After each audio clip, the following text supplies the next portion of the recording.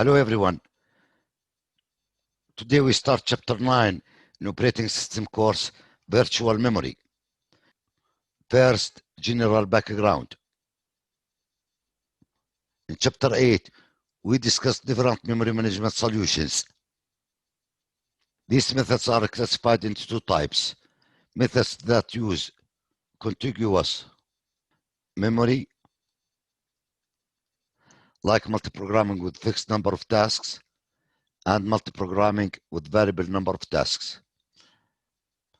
And methods that use non-contiguous memory space, like paging and segmentation. In these two methods, in order to be executed, the process should be loaded into contiguous memory space.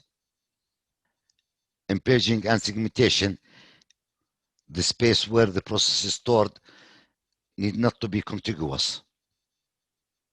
In all of these methods, the entire process should be stored in memory to be executed.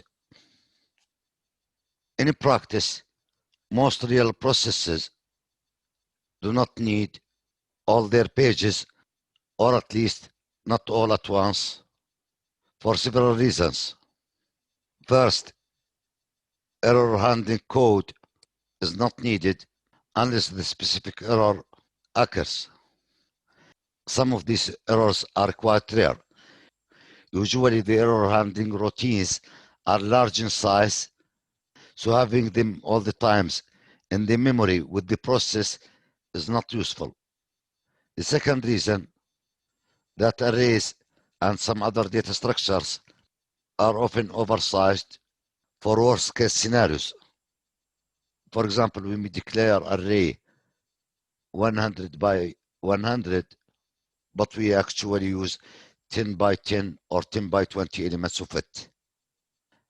And the third reason, that certain features of certain programs are rarely used.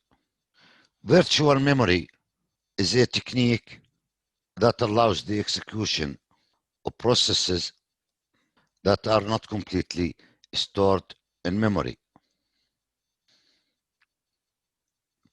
The ability to load only the portions of processes that are actually needed, and only when they are needed, has several benefits.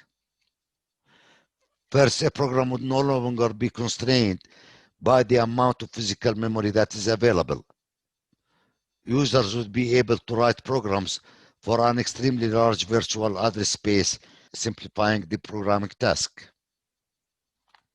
The second benefit, because each user program could take less physical memory, then more programs could be run at the same time, with the corresponding increase in CPU utilization and the throughput, but with no increase in response and turnaround times. This means that requiring this amount of space for each process increases the degree of multiprogramming. And the third benefit, less I/O would be needed to load or swap user programs into memory, so each user program would run faster. Thus, running a program that is not entirely in memory would benefit both the system and the user. This diagram shows the general layout of virtual memory, which can be much larger than physical memory. This figure shows the virtual address space, which is the programmer's logical view of process memory storage. The actual physical layout is controlled by the process's base table. The address space shown in this figure is sparse, since we have a large hole in the middle of the address space, unless the stack or and the heap grow to fill the hole. In addition to separating logical memory from physical memory, virtual memory allows files and memory to be shared by two or more processes through page sharing. This leads to the following benefits. System libraries can be shared by several processes through mapping of the shared object into a virtual address space. Each process can consider the libraries to be part of its virtual space. The actual page where the libraries reside in physical memory are shared by all processes. The second benefit is that processes can share memory, and this is done by mapping the same block of memory to more than one process. Another benefit that process pages can be shared during the fork system call, eliminating the need to copy all of the pages of the original parent process.